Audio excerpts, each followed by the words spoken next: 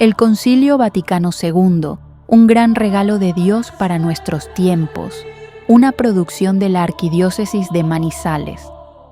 Con un saludo muy lleno de afecto en el Señor, comenzamos la segunda serie de encuentros sobre el Concilio Vaticano II.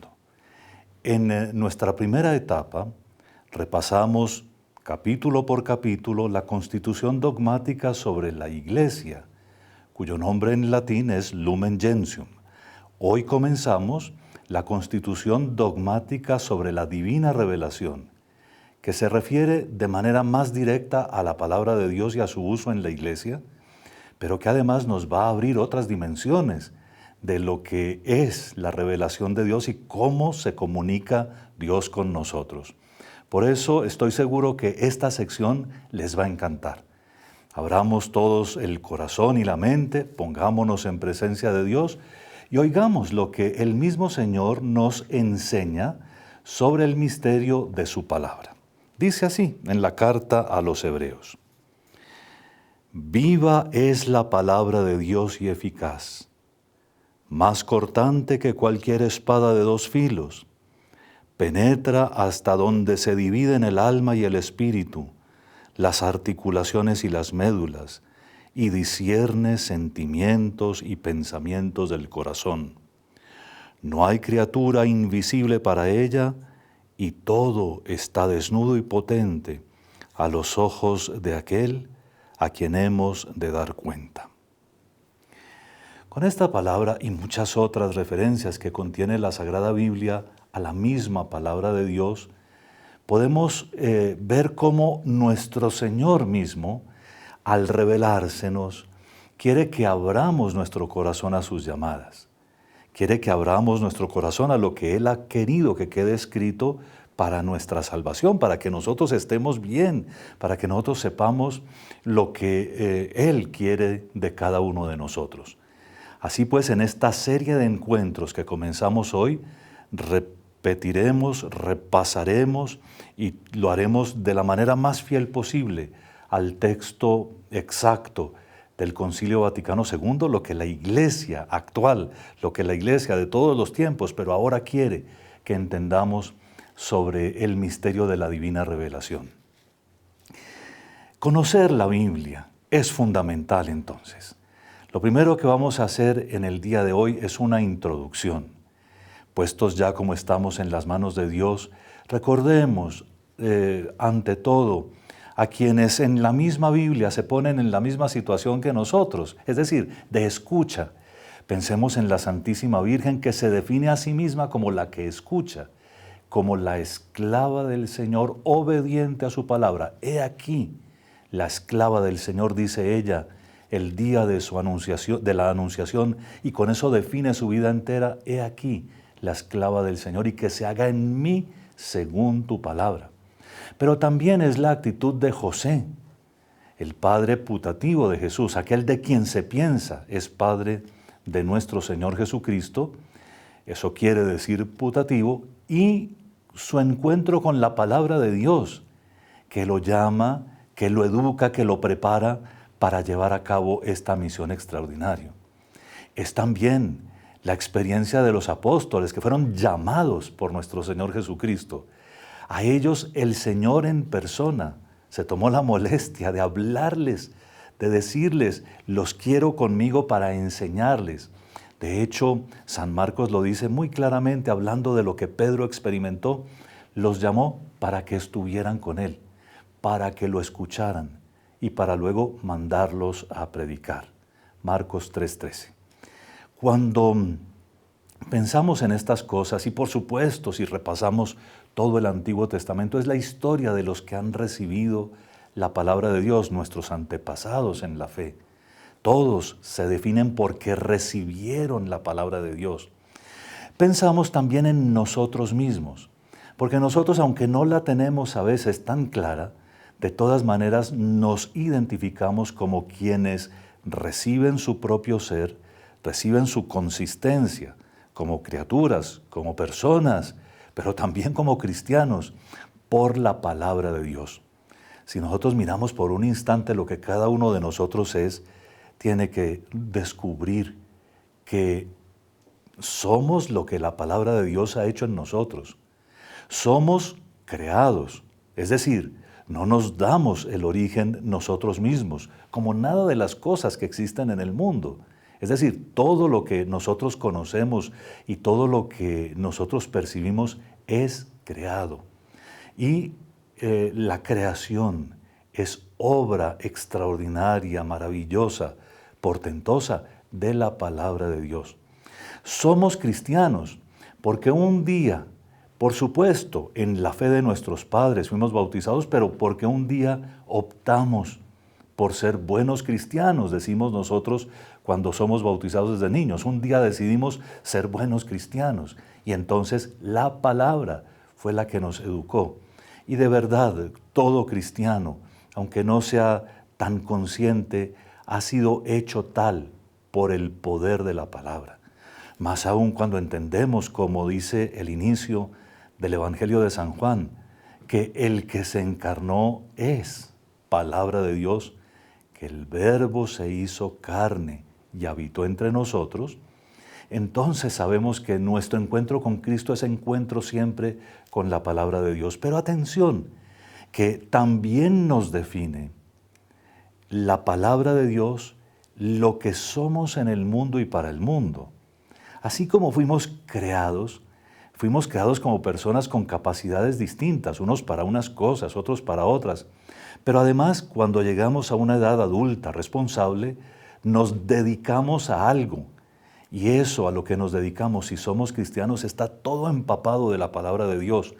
De tal manera que llega un día en que nos volvemos repetidores de esa palabra. Es decir, nos llena tanto, y ojalá nos llenara plenamente, que eso es lo que producimos cuando hablamos, eso es lo que decimos a los demás. Lo que nuestra vida dice es palabra, porque está llena de la presencia del Señor. En fin, el texto que acabamos de leer, que comenzó nuestra reflexión sobre la constitución dogmática, sobre la divina revelación, pues va a ser un texto que nos guía siempre. La palabra de Dios dice, la palabra de Dios es viva y eficaz, más penetrante que una espada de doble filo, capaz de llegar hasta lo más profundo, hasta donde se juntan los tuétanos con los huesos y todo, como lo describe, para llevarnos a Dios. Porque así como la espada, para Dios no hay nada oculto.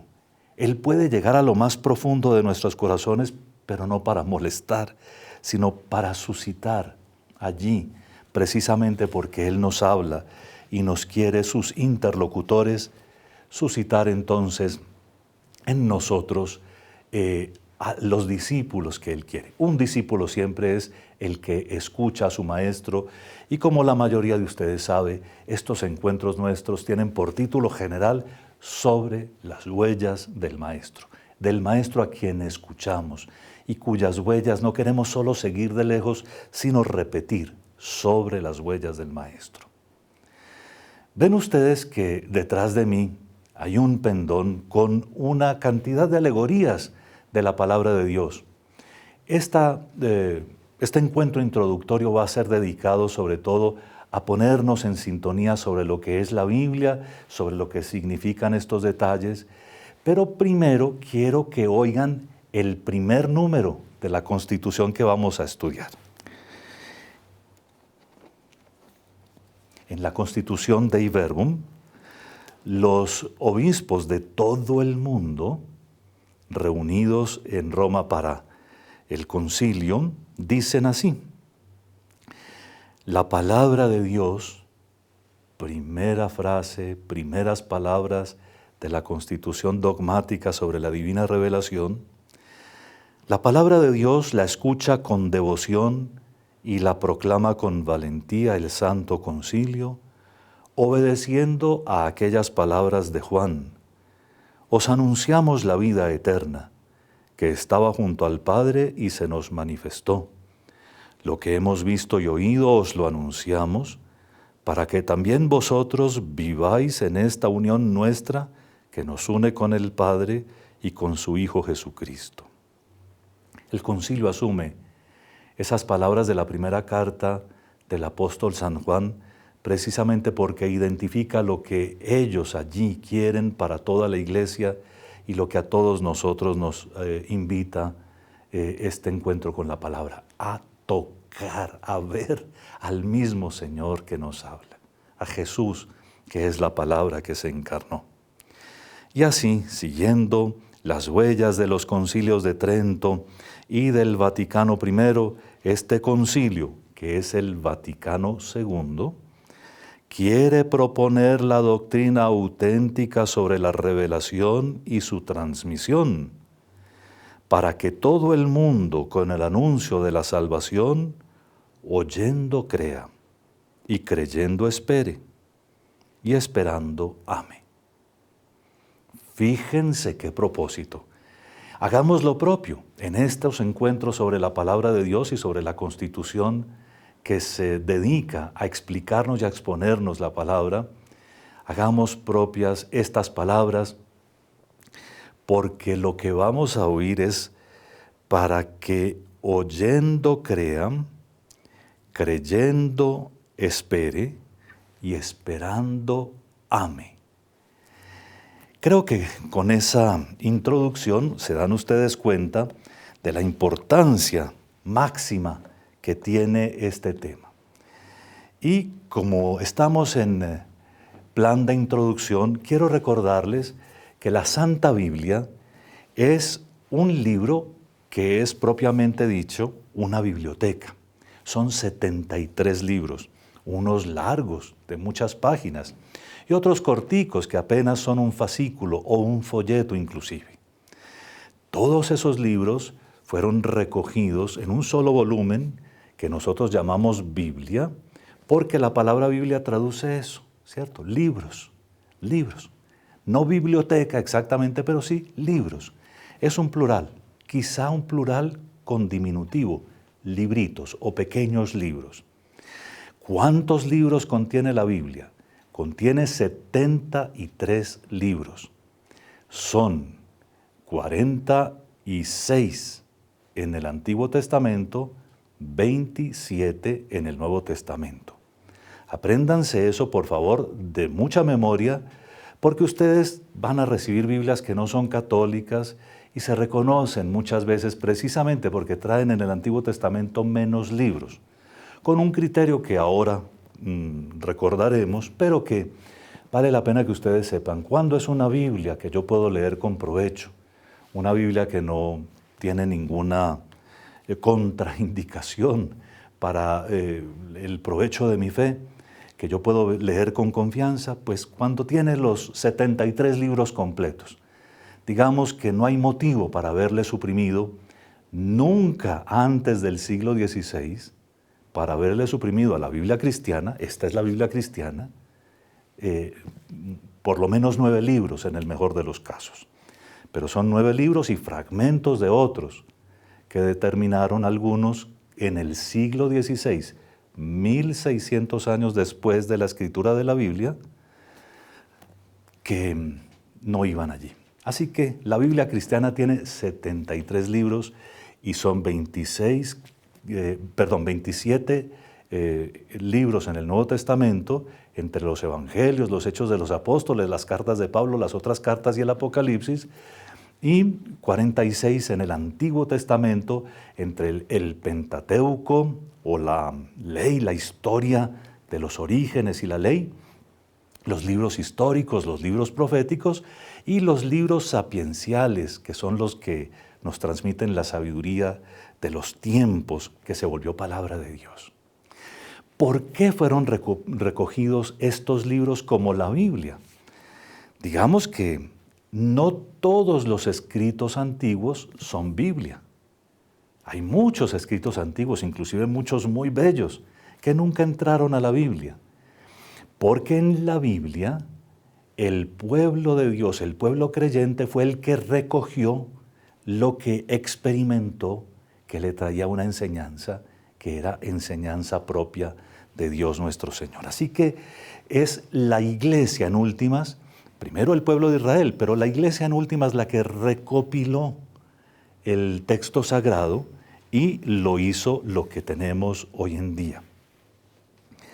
En nuestro pendón, en nuestro paisaje aquí, en el set de grabaciones, pues hay varias alegorías, ¿no? Al Concilio Vaticano II, a manuscritos antiguos. Y quisiera decirles algo que anuncié hace un instante para saber cómo fue que se recopiló este texto preciosísimo que guía nuestros pasos, que nos ilumina. Entonces, hay dos lenguas principales en las que fue escrita la Sagrada Escritura. Pusimos aquí algunos caracteres en hebreo para que ustedes los vean. Este es el primer mandamiento. Se lee de esta forma. Y dice aquí, amarás al Señor tu Dios con todo tu corazón. Amarás al Señor tu Dios con todo tu corazón. Ahí pusimos Deuteronomio 6, la primera parte del versículo 5, por eso dice 5a. Y ustedes aquí encontrarán pues esta frase exactamente, amarás al Señor tu Dios con todo tu corazón. Un ejemplo de hebreo. Este es el texto hebreo de la Biblia que hoy en día muchas personas conocen porque se preocupan por conocer las lenguas antiguas, entre otras cosas para conocer cada vez mejor la palabra de Dios. Todo el Antiguo Testamento está escrito en hebreo, pero hay partecitas del Antiguo Testamento, sobre todo de los últimos años, antes de nuestro Señor Jesucristo, por lo que el pueblo judío se dispersó por toda la cuenca del Mediterráneo, que fueron escritos en Alejandría sobre todo, al norte de Egipto, y entonces están en griego. Y vamos a ver un ejemplo de griego. De este lado tenemos escrito el Padre Nuestro en griego, tomado como lo pueden ver en la parte baja del Evangelio de San Mateo, versículos 9 a 13. Pueden confrontarlo en su Biblia y lo encontrarán. Ese es el Padre Nuestro. Padre nuestro, que estás en el cielo, santificado sea tu nombre, venga tu reino, hágase tu voluntad en la tierra como en el cielo como en la tierra. Danos hoy nuestro pan de cada día, perdona nuestras ofensas, como también nosotros perdonamos a los que nos ofenden. No nos dejes caer en la tentación y líbranos del mal. Ahí está todo el Padre Nuestro en griego. Esos son los caracteres griegos y ese sí se lee como se lee el español, en el mismo orden en que nosotros escribimos. Ahora, todo el Nuevo Testamento está escrito en griego, en griego. Y como ya les dije, algunos libros del Antiguo Testamento están escritos en griego. O se conocieron primero en griego y luego fueron luego se descubrieron también en hebreo, como el libro que llaman del Eclesiástico. El libro del Eclesiástico es una de las dificultades que tienen los que le quitaron libros a la Biblia, porque creían que era un libro que estaba escrito solo en griego y que estaba en el Antiguo Testamento metido como a la fuerza. Sin embargo, en las excavaciones del 1947, en un lugar muy famoso para los estudios bíblicos que se llama Qumran, junto al Mar Muerto, en Israel, encontraron rollos en donde está escrito, en donde se encuentran los escritos más cercanos al original que están en hebreo. Así que el criterio que usaron algunos en el siglo XVI fue decir, no, todo lo que está en griego en el Antiguo Testamento ya no es Biblia, y entonces lo sacamos de ahí. Pero no se dieron cuenta que esos escritos no solo terminaban la historia de la salvación, por ejemplo, los libros de los Macabeos, qué pesar que hayan perdido la historia de los Macabeos, o cosas por el estilo, ¿cierto?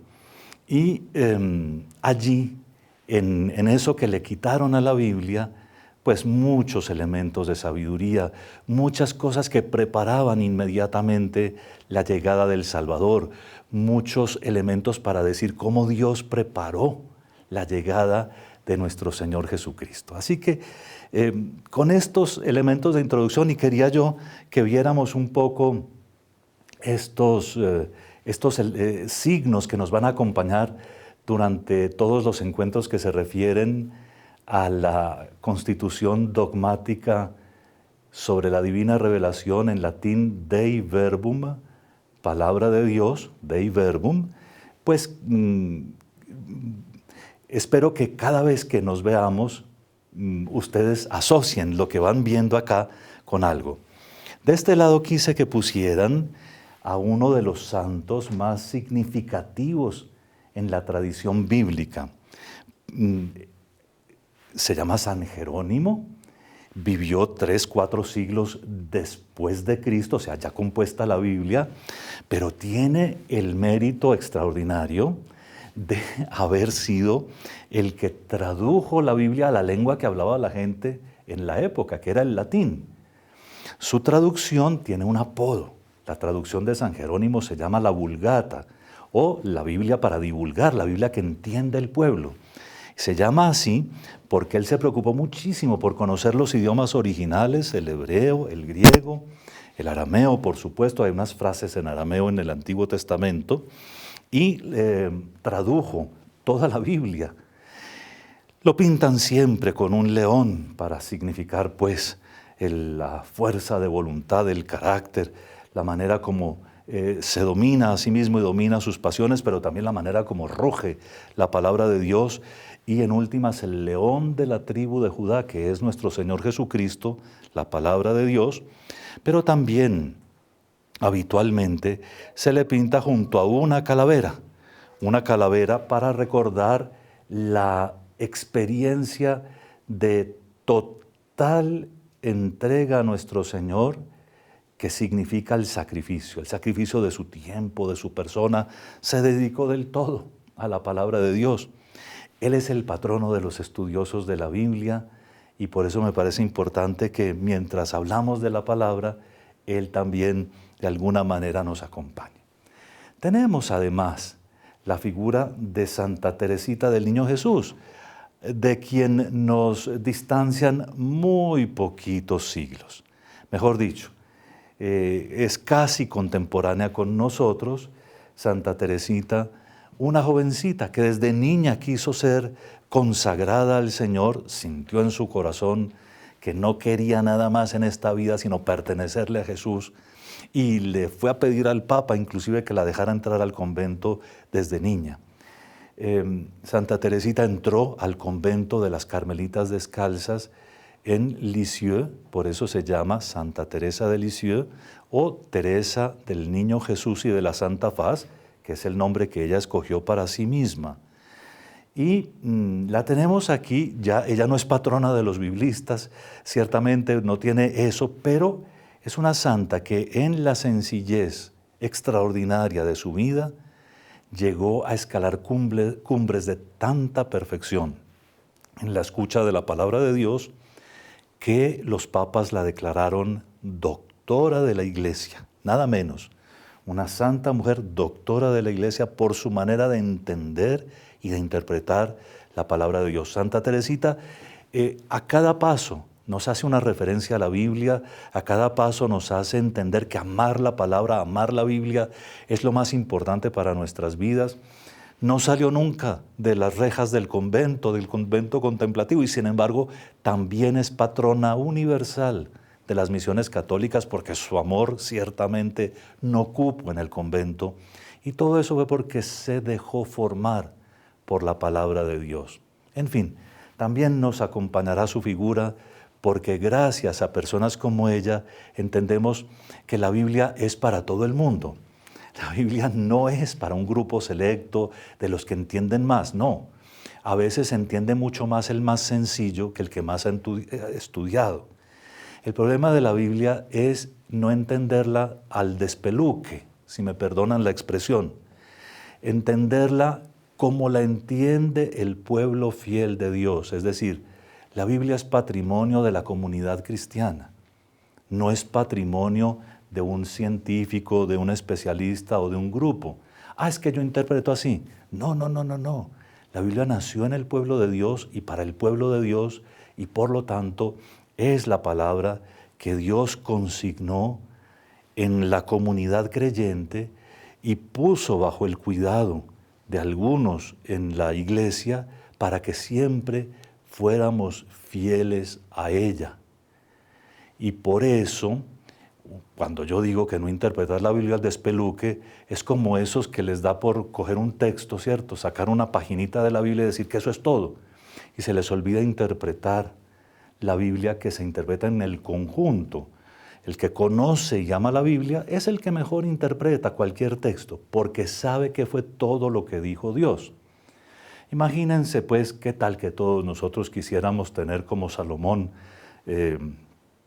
no sé cuántas, 600 mujeres, 300 concubinas, y que porque eso es palabra de Dios entonces todos queremos lo mismo, ni riesgos. Eso se interpreta en el conjunto de la Biblia, y por supuesto que este no es el espacio para explicar ese texto, pero todos sabemos, sin temor a equivocarnos, que lo que espera Dios de nosotros es que el matrimonio sea de un solo hombre y una sola mujer y que dure toda la vida. Así pues que cuando uno lee en su conjunto los textos de la Biblia, y el conjunto es toda la Biblia, uno los entiende bien. El problema de muchos de los que se separan de la iglesia y dicen que hacen otra iglesia es que leen solo un pedazo, no leen completo, leen solo un texto y no leen el contexto.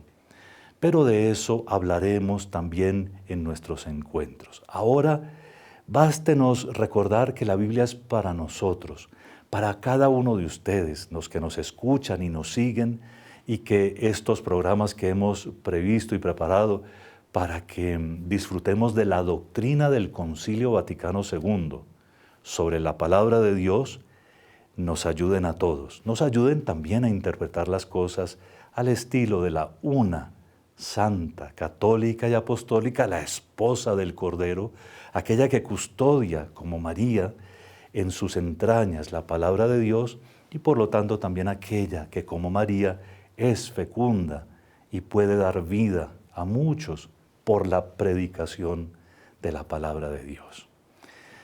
Los espero entonces en nuestro próximo encuentro para que sigamos muy alegres el estudio y la reflexión sobre la constitución dogmática, sobre la divina revelación Dei Verbum del Concilio Vaticano II. Estamos además en el Año Santo, y desde el Papa Francisco y ahora el Papa León nos acompañan con su magisterio, con su servicio de tener las compuertas de la misericordia tan abiertas como se puede desde la tierra, y podemos ganar indulgencias con estas reflexiones sobre el Concilio Vaticano II en este Año Santo. Así que recemos juntos para ganar las indulgencias por las intenciones y necesidades del Romano Pontífice, por las intenciones y necesidades del Papa León. Padre nuestro que estás en el cielo, santificado sea tu nombre, venga a nosotros tu reino, hágase tu voluntad en la tierra como en el cielo. Danos hoy nuestro pan de cada día, perdona nuestras ofensas, como también nosotros perdonamos a los que nos ofenden. No nos dejes caer en la tentación y líbranos del mal. Dios te salve María, llena eres de gracia, el Señor es contigo, bendita tú eres entre todas las mujeres, y bendito es el fruto de tu vientre Jesús. Santa María, Madre de Dios, ruega por nosotros pecadores, ahora y en la hora de nuestra muerte. Amén. Dios te salve María, llena eres de gracia, el Señor es contigo, bendita tú eres entre todas las mujeres, y bendito es el fruto de tu vientre, Jesús. Santa María, Madre de Dios, ruega por nosotros pecadores, ahora y en la hora de nuestra muerte. Amén. Dios te salve María, llena eres de gracia, el Señor es contigo, bendita tú eres entre todas las mujeres, y bendito es el fruto de tu vientre, Jesús. Santa María, Madre de Dios, ruega por nosotros pecadores, ahora y en la hora de nuestra muerte. Amén. Gloria al Padre, y al Hijo, y al Espíritu Santo, como era en el principio, ahora y siempre, por los siglos de los siglos. Amén. Y la bendición de Dios Todopoderoso, Padre, Hijo y Espíritu Santo, los acompañe siempre.